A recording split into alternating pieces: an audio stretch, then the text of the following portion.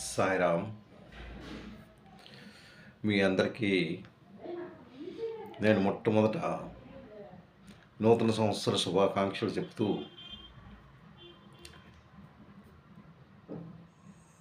ఈ సంఖ్యాయోగాన్ని భగవంతుడు చక్కగా ఆయన ఈ 72 శ్లోకాలు చక్కగా చెప్పించుతూ మనకి జ్ఞానాన్ని కలిగించడానికి ఆయన ప్రయత్నపూర్వకంగా ఈ సంఖ్యాయోగాన్ని నాతో చెప్పించినందుకు ఆయనకి ఎప్పుడూ నేను రుణపడి ఉంటాను. అయితే ఈ 72 శ్లోకాలు మనం చాలా చక్కగా చెప్పుకున్నాం. అయితే నేను కొద్దిగా గ్యాప్ ఇవ్వాల్సి వచ్చింది. నాకు కొద్దిగా అనారోగ్యంతో ఉన్నాను కనుక నేను వెంటనే చెప్పలేకపోయాను. ఒక 5 డేస్ గ్యాప్ తర్వాత మళ్ళీ నేను ఆ భగవంతుని ఆశీస్సులతో మీ ముందుకు నేను వచ్చాను. అయితే ఈ సంఖ్యాయోగం గురించి ఈ 72 శ్లోకాల్లో ఆయన మనకి ఏం చెప్పారు, మనం ఏంటి గ్రహించగలిగాం, ఆయన తాలూకా ఉద్దేశం ఏంటి, ఆయన ఎవరు, భగవంతుడు ఒక్క అర్జునుడికి బోధ చేయకుండా మనందరికీ ఆయన బోధ చేస్తూ ఉన్నారు. ఈ సంఖ్యాయోగంలో ఏంటి అన్నది మనం గ్రహించుకున్నట్టయితే అర్జునుడు చాలా శోకంతో, విచారంతో ఏం చెయ్యాలి అని కన్ఫ్యూజ్ అవుతూ, నేను యుద్ధం చేయాలా మానాలా, యుద్ధం చేసినట్టయితే ఏంటి నష్టం, యుద్ధం చేయకుండా వెళ్ళిపోయినట్టయితే ఏంటి నష్టం, ఇది ఈ సంశయంలో పడుతూ జయ అపజయాలు గురించి ఆలోచిస్తూ ఏం చేయడానికి తోచకుండా, నేను యుద్ధం చేసినట్టయితే రక్తపాసంతో ఈ యుద్ధంలో నాకు గురువైన ద్రోణాచార్యుడు, నాకు గురువుగా ఉండి నా తాతగారైన భీష్మాచార్యులు గారు, వీళ్ళందరూ నేను వాళ్ళని ఎదుర్కోవడానికి నేను వేసే బాణాలతో వాళ్ళు రక్తపాతం అవుతూ అవి నేను ఊడ్చుకోగలనా, ఆ తర్వాత నా బంధువులు, నా స్నేహితులు ఇంతమంది ఉండి వీళ్ళందరినీ చంపి నేను ఏంటి సుఖపడగలను, నేను సుఖపడితే నేను ఈ రాజ్యాన్ని నేను ఎలా చేసుకుంటాను, నాకు అవసరం లేదు, వాళ్ళని నేను ఎటువంటి బాధ పెట్టను. ఇప్పుడు యుద్ధంలో చనిపోయిన వారు ఏంటవుతారు అన్నది వాళ్ళ తాలూకా భార్యలు విధవలుగా ఉండి వాళ్ళు అంటే జాతి భేదాలు లేకుండా ఇంకా వేరే అంటే ఇంకన్నూ క్రూరంగా ప్రవర్తిస్తూ అంతను చాలా చెడ్డగా ఉంటుంది. దీనివల్ల నేనేమీ చేయలేను. ఇవన్నిటికంటే నాకు అనిపిస్తుంది ఏంటంటే భిక్షమెత్తుకొని నేను జీవించడమే నాకు చాలా ఆనందం అని అనిపిస్తుంది. అయితే ఏం చెయ్యాలి తోచక తన బాణాన్ని విడిచిపెట్టి అక్కడ కూర్చొని నేను ఇంకా యుద్ధం చెయ్యను, నాకు ఏమీ అవసరం లేదు అన్న డిసిషన్కి వస్తూ తను కళ్ళంట నీరు నీరు వస్తూ ఏడుస్తూ ఎదురుగానున్న భగవంతుణ్ణి గురువుగా భావిస్తూ తన శిష్యుడిగా ఉంటూ ఆ గురువుని ప్రార్థించడం జరిగింది. కృష్ణ, నువ్వు తప్ప నాకు ఇంకెవ్వరూ లేరు. ఈ సమయంలో నాకు ఎవరు రక్షించేవారు నాకెవరూ కనబడటం లేదు. ఇది ఈ యుద్ధభూమిలో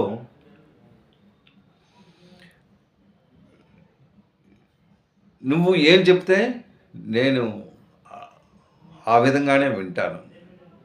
నాకు ఏది శ్రేయస్కరమో, యుద్ధం చేయడం శ్రేయస్కరమా, వెళ్ళిపోవడం శ్రేయస్కరమా, ఏది మంచిది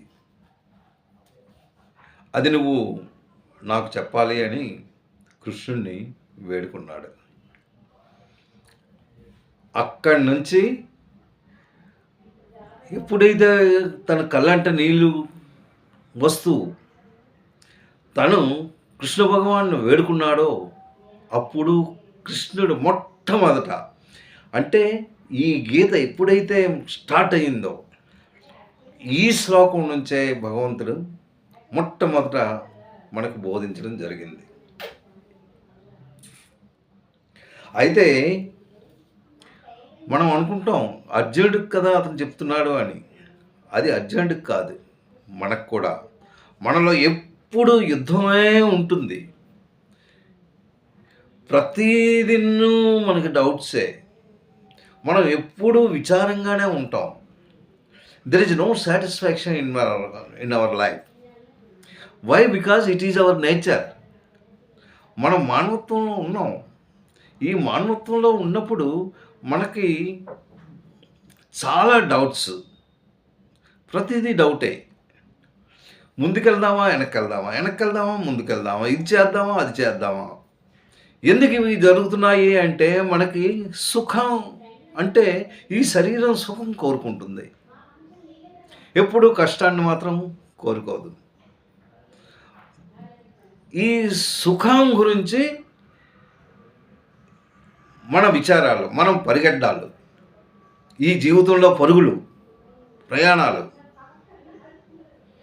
ఏదో చేసేయాలి, ఏదో సంపాదించేయాలి, ఎలా అయినా మనం సుఖాన్ని పొందాలి. అదే మన తాలూకా లక్షణం. ఏంటి సుఖం అంటే ఇది సుఖాన్ని కోరుకునే శరీరం. ఈ సుఖం కోరుకునే శరీరాన్ని దాన్ని మనం ఒక తోవలో పెట్టాలి అంటే అది మామూలు మాటలు కాదు. దాన్ని ఒక త్రోవలో పెట్టాలి అంటే ఇది కోరికల గుర్రం మంది. కోరికలతో మనం పరిగెడుతున్నాం. ఆ కోరికలు తీరాలి అంటే ఎన్నో తప్పు పనులు చేస్తుంటాం, 99 అబద్ధాలు ఆడుతుంటాం, ఇది చేస్తాం అది చేస్తాం అన్నీ చేస్తాం, ఏదో గడించాలి, ఏదో సుఖపడిపోవాలి, నా పిల్లలు చదివించాలి, నాది నాది నాది అంటూ సతమతం అవుతూ ఇలాగా ఫైట్ అవుతుందన్నమాట. దీనికి రెమెడీ ఉంది, కానీ ఆ రెమెడీ మనం చేయట్లేదు. దానికి remedy only one, your satisfaction. నీకు సంతృప్తి కావాలి. నీకు సంతృప్తి కావాలంటే నీకు మనశ్శాంతి కావాలి. నీకు మనశ్శాంతి కావాలి అంటే నువ్వు ఏం చేయాలి అంటే భగవంతుణ్ణి అర్జునుడు ఎలా అయితే వేడుకున్నాడో అలాగే మనం భగవంతుని మనం వేడుకోవాలి. ఆయన దగ్గరికి వెళ్ళి ఆయన అర్జునుడు ఎలా అయితే కళ్ళంట నీళ్ళు తెచ్చుకుంటూ భగవంతుని ప్రార్థిస్తూ నువ్వు తప్ప నాకు ఇంకొకరు లేరు, నువ్వే నాకు రక్షించు అనేసి ఎలా అయితే అన్నాడో అలాగే మనం కూడా భగవంతుని ముందు కూర్చుంటూ ఈ జీవిత సమస్యలు, విచారాలు ఇవన్నీ ఆయనకి అర్పిస్తూ ఆయన్ని వేడుకున్నట్టయితే ఆయన మనకి తప్పక ఒక రెమెడీ మనకు చూపించేవారు. కానీ మనం అలా చేయట్లేదు. భగవంతుడిని ఒక పక్కకి నెట్టేశాం. భగవంతుడు ఎవరు అన్నది మనం ఇంకా తెలుసుకోలేకపోతున్నాం. ఓకే, ఇప్పుడు ఇది మన గురించి ఇంకా చెప్పుకోవాలంటే చాలా ఉంది. దాన్ని ఆలోచించుకుంటే అది మీరు మీ తాలూకా ప్రశ్న మీరు వేసుకోవాలి. మీ ప్రశ్న వేసుకుంటే దానికి తగిన జవాబు వస్తుంది. అయితే ఇక్కడ అర్జునుడు కృష్ణుడు గురువు, ఇతని శిష్యుడిగా ఉంటూ నాకు తగిన వే చూపించు అనేసి. అప్పుడు కృష్ణుడు అన్నిటికన్నా ఇంపార్టెంట్ ఏంటి అంటే నీ తాలూకా బుద్ధి మారాలి. నువ్వు మారాలి అంటే నీలో జ్ఞానం కావాలి. అంటే జ్ఞాన బీజాన్ని నాటాలి. ఆ జ్ఞాన బీజమే ఇది సంఖ్యాయోగాన్ని ఇక్కడి నుంచి స్టార్ట్ చేశారు. ఒక్కొక్కటి జ్ఞాన బీజాన్ని నాటుకుంటూ వెళ్ళాడు. అయితే ఈ జ్ఞాన బీజం ఎలా నాటాలి? భూమిలో వేసిస్తే మీకు మొక్క అయిపోతుందా? మొక్క అవ్వదే. దాన్ని దున్నాలి, సాగు చేయాలి, దాన్ని మెత్తగా ఉండాలి, దానికి వాటర్ వేయాలి, ఏవైనా చిన్న చిన్న గడ్డలు ఉంటే అవన్నీ పీకి బయట పారేయాలి, సదువుగా చెయ్యాలి. అప్పుడు విత్తనం అంటే తన వేళ్ళు కిందకి వెళ్ళినట్టు మనం జాగ్రత్తగా చూసుకోవాలి, గత్తం వేసుకోవాలి మొక్క చక్కగా పెరగడానికి. ఇలాంటివన్నీ చేసినప్పుడే మనం వేసిన విత్తనం ఒక మొక్కగా నాటుతూ అది పెద్దగా ఫలానికి మనకిస్తుంది. అలాగే ఇది ఎలాంటి మొక్క? జ్ఞానం అనే బీజం. ఆ జ్ఞాన బీజాన్ని అర్జునుడికి అందించాడు. అర్జునుడికి ఎప్పుడైతే ఆ జ్ఞాన బీజాన్ని అందించాడో అది ఒక్కొక్కటి సాగు చేయడం స్టార్ట్ చేయమన్నాడు. నువ్వు బీజం ఎలాగేస్తే నీకు అవ్వదు, నీ జ్ఞానం అప్పుడే వచ్చేది. నీ జ్ఞానం రావాలి అంటే నువ్వు ఏం చెయ్యాలి, ఏం చేస్తే నీ జ్ఞానం వస్తుంది. అందులోపల ఏంటేంటి చెయ్యాలో నీకు మొత్తం నీ శరీరంలో ఏంటున్నాయి అనేది మొత్తం ఒక్కొక్కటి ఆయన చెప్పుకొని వచ్చాడు. అయితే మొట్టమొదట ఆయన ఏ శ్లోకం చెప్పారు అన్నది, ఎందుకు ఆ శ్లోకం చెప్పవలసింది? ఈయన విచారంతో ఉన్నాడు అర్జునుడు. నేను ఇక యుద్ధం చేయను అనేసి శోకిస్తూ భగవంతుని వేడుకున్నాను. వేడుకున్న తర్వాత మొట్టమొదట భగవంతుడు ఏంటున్నాడు? కుతుస్వ కస్మలమిదం విషమే సమపస్థితం. కుతుస్త్వ కస్మలమిదం విషమే సమపస్థితం అనార్య జుష్టమస్ అస్వర్గం అకీర్తకమర్జన. అక్కడ ఏం చేయడంటే సమపస్థితం అంటే కుతుస్త్వ, అక్కడ కుతు ఏంటయింది అంటే ఆశ్చర్యంగా ఆయన అడుగుతున్నాడు. కస్మల మీదం, నీకు ఈ చెడ్డ బుద్ధి ఎలా వచ్చింది? సముపస్థితం, అది ఎలా నీకు మైండ్లో దూరిపోయింది? నువ్వు ఏంటి చిన్నవాడువా? నువ్వు చిన్నవాడివి కాదు, మహావీరుడివి. అందులో నువ్వు ఎవరి తాలూకా కొడుకువి? కుంతీదేవి. ఆవిడ చిన్నదాయి కాదు, చాలా ధైర్యవంతురాలు. ఎన్నో కష్టాలకు ఓర్చుకుంటూ ఆ కష్టాలు సుఖాలు ఇవి నాకు సమానము అని భావిస్తూ అంతటి మహానుభావురాలు అయిన మీ అమ్మగారికి నువ్వు జన్మించిన పుత్రుడివి.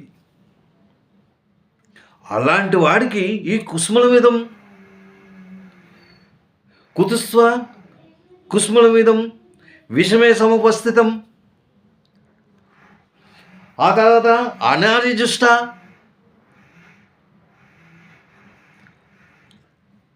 నువ్వు ఆర్యులు అనార్యులు. ఆర్యులు అంటే ఎవరు?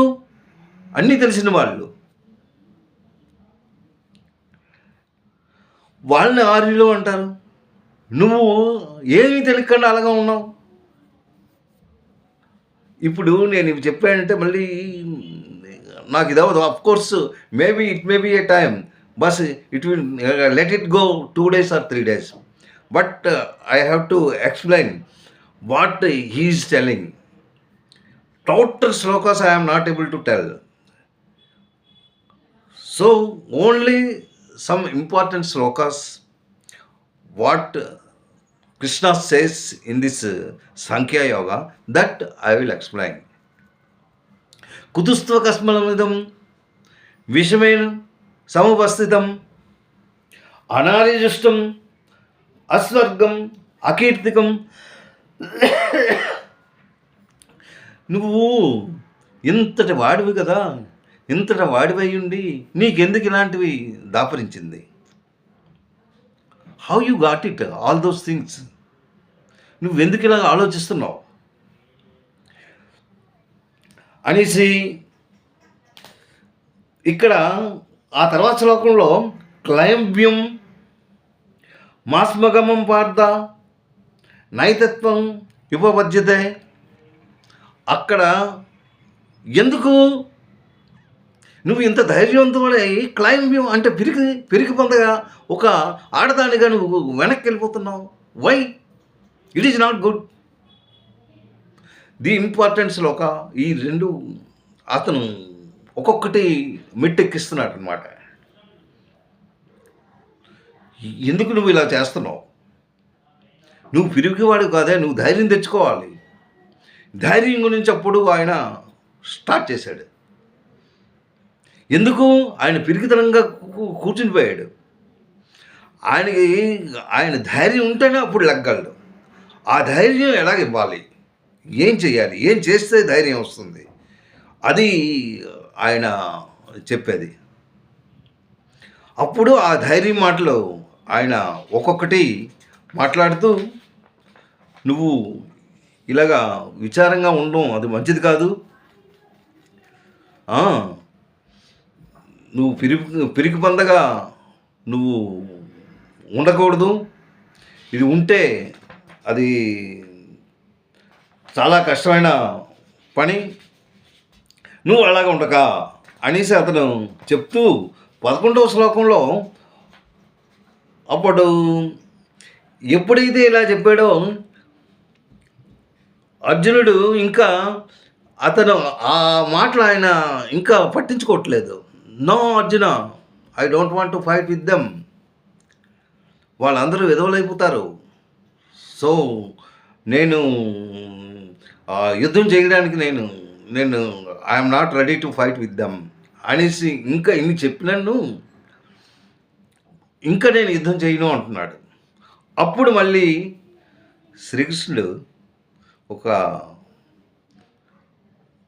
మంచి శ్లోకాన్ని 11వ శ్లోకం మీరు ఒకసారి చదవండి.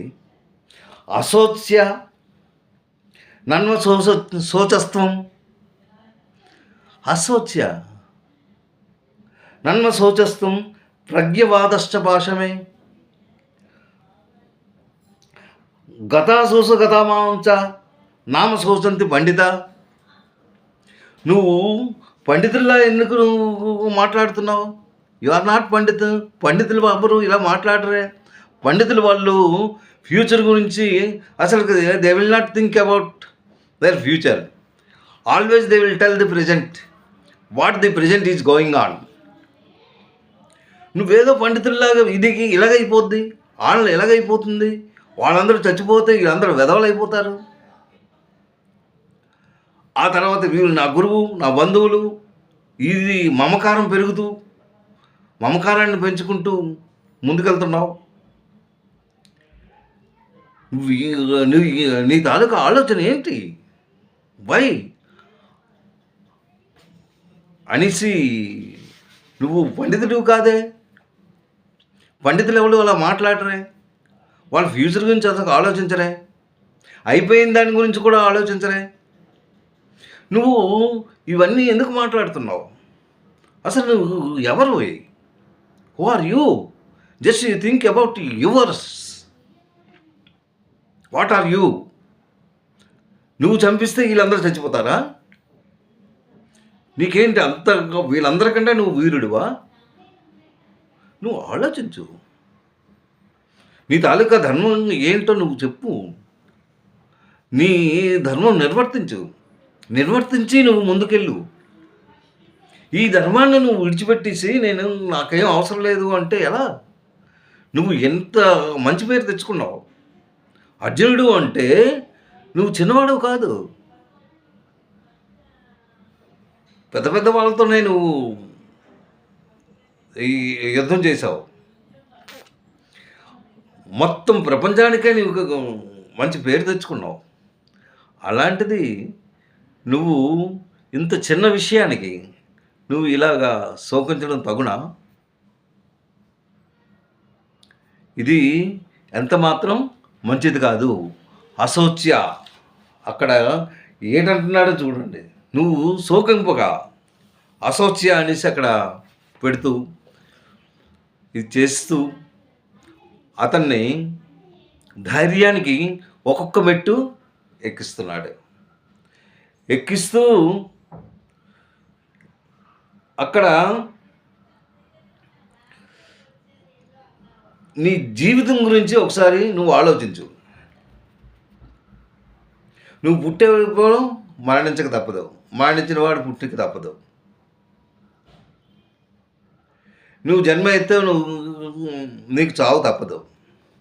అంటే నీ గురించి నువ్వు ఆలోచించు. నీకేంటుంది? నువ్వు ఏ తత్వంతో నువ్వు జన్మెత్తావు? ఆ తత్వాలు నువ్వు ఒకసారి తెలుసుకున్నావా? నీలో ఉన్నది ఏంటి? 26 గుణాలతో నువ్వు ఉన్నావు. ఏంటవి? జ్ఞానేంద్రియాలు 5, కర్మేంద్రియాలు ఉన్నాయి, ఆ తర్వాత జ్ఞానేంద్రియాలు ఉన్నాయి, 5 ప్రాణేంద్రియాలు ఉన్నాయి, 5 భూతాలు ఉన్నాయి. అది కాక నీకు బుద్ధి, అహంకారం, ఇవన్నీ నీకు అసూయ, ఇవన్నీ చెడ్డ గుణాలు కూడాను దీంతో ఉన్నాయి. అంటే మొత్తం ఎంత దీనిగా నువ్వు పుట్టావో ఒకసారి గుర్తుంచుకో. జ్ఞానేంద్రియాలు, కర్మేంద్రియాలు ఇవన్నీ ఉన్నాయి. వాటి గురించి అవి నీతో ఉన్నాయి. మళ్ళీ అవి ఏంటవుతాయి? నీకు ఈ పంచభూతాలతో నువ్వు ఉన్నావు. నీ శరీరం ఏంటి? నీకు పంచభూతాలు, గాలి, నీరు, అగ్ని, ఆకాశం, ఇవన్నీ నీకు ఎలాగా ఉన్నాయి కదా. అవి చనిపోయితే నువ్వు ఎక్కడికి వెళ్తావు? అందులో నువ్వు కలిసిపోతావు. అందులో కలిసిపోయి మామూలుగా మళ్ళీ నీ తాలూకా కర్మానుసారం మళ్ళీ నువ్వు జన్మెత్తిన ఎత్తచ్చు, ఎత్తకపోయినా ఇవ్వచ్చు. అదేమీ మనకు లేదు. ఇక నెక్స్ట్ అది ఏంటి, భగవంతుడు ఏం చెప్పాడు అన్నది నేను రేపు తప్పక నేను చెప్తాను. ఇది ఓన్లీ ఈవేళ ఫస్ట్ డే అంటే సంఖ్యాయోగంలో ఇది మామూలుగా నేను చెప్పాను. ఆ తర్వాత రేపు ఎల్లుండి అలాగే నేను చెప్తూ సంఖ్యాయోగాన్ని కంప్లీట్ చేస్తూ నెక్స్ట్ మనం కర్మయోగానికి మనం అడుగు పెడదాం. కర్మయోగంలో మనం చేయవలసింది ఏంటి? ఇవి నిజంగానే మనం చాలా అదృష్టవంతులం. అది మీరు వింటే చాలు. వినాలనిపిస్తే వినండి, దాన్ని అర్థం చేసుకోండి, జ్ఞానాన్ని పెంచుకోండి. ఈ జ్ఞానమే మీకు నెక్స్ట్ జన్మకు ఫార్వర్డ్ అవుతుంది. ఇంకేది మీతో రాదు. Nothing will forward with you. So మీ సంపాదన అంతా ఇక్కడే ఉంటుంది, మీ వస్తువులన్నీ ఇక్కడే ఉంటాయి, అన్ని సమస్తం ఇక్కడే ఉంటాయి. మీరు సంపాదించింది ఏంటి? జ్ఞానం. ఆ జ్ఞానాన్ని సంపాదించింది నెక్స్ట్ జన్మకు ఫార్వర్డ్ అవుతుంది.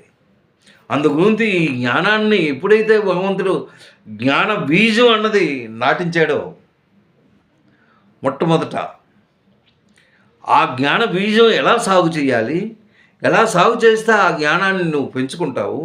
అప్పుడు నువ్వు నీ ఆత్మ గురించి నువ్వు తెలుసుకొని నీ శరీరం ఏంటి అని నువ్వు అర్థం చేసుకుంటావు. అప్పుడు నీకు ఒక మోక్ష రూపంలో నువ్వు వెళ్ళగలవు.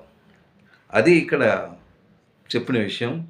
తప్పక ఇది వింటూ నేను ఏదైతే చెప్పానో అందులో ఏమాత్రం తప్పులు ఉంటే క్షమించమని నేను ప్రార్థిస్తున్నాను. సాయిరామ్.